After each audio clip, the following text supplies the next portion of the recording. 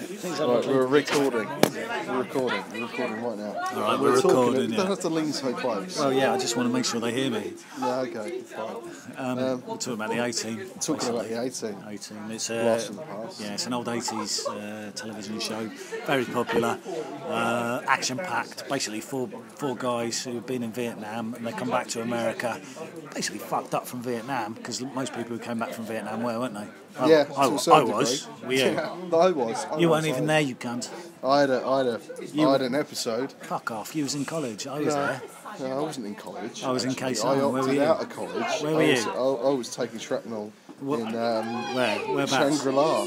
Shangri-La? Shangri-La, the fucking Chinese restaurant in Swindon. No, it's not a Chinese restaurant in Swindon. Yeah, of course you can. Hang on a second. It's a posh one that doesn't work. It's a posh one that doesn't work. There you go. That works. It's alright. Yeah, basically 18. Anyway, they come back from Vietnam. They're all fucked up. So they sort of operated as underground mercenaries who fought for good. The best way of describing them, isn't they? Yeah, definitely.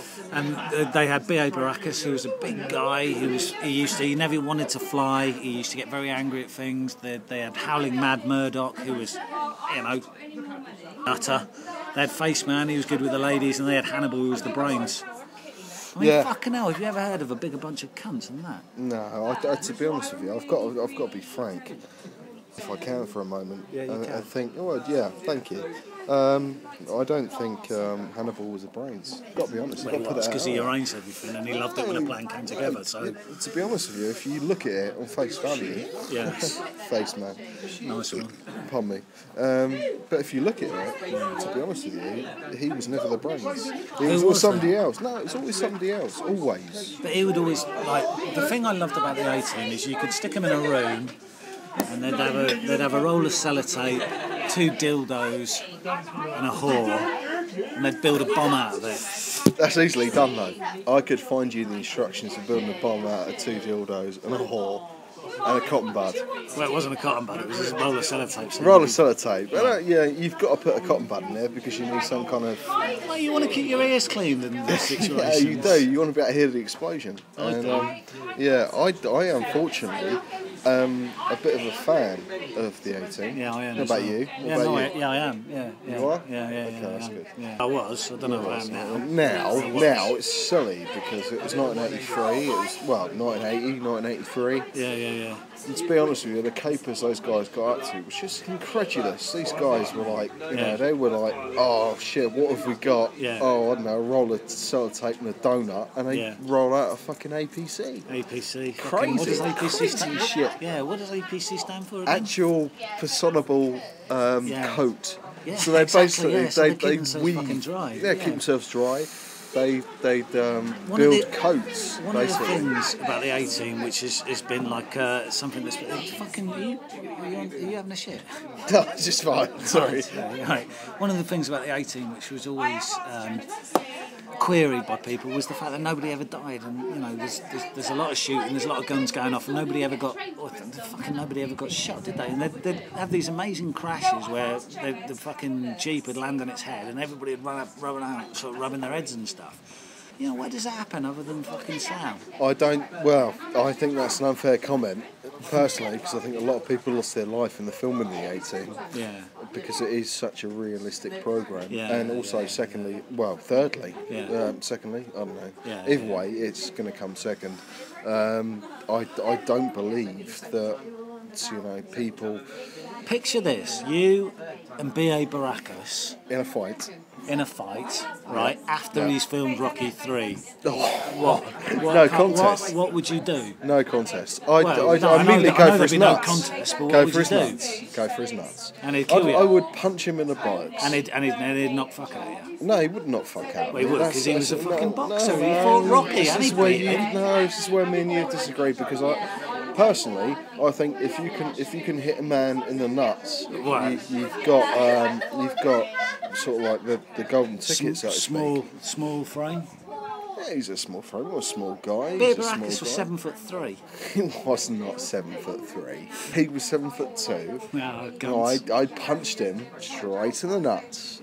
and he went down like a sack of wet shit. Was there any truth in the fact that B.A. Baracus had a cunt? No, there's no truth in that at all. No truth in that at all. I think a lot of people misconstrued the fact that he might have some kind of vaginal sort of like disease that would. He was putting it about, wasn't he? He was putting it about. He was like the player of 1980. I mean, let's face it. I mean, the guy had more poon. Club Lang for a reason. That's his real name. That's what he fought under. Club the Minge was also his alias, but nobody ever talks about that. He's a shit actor, wasn't he? He wasn't anything else. No, well, you know, I don't think he was ever a strong actor. I think you couldn't see Clubber Lang doing Macbeth, could you? No, you couldn't. I pity the fool.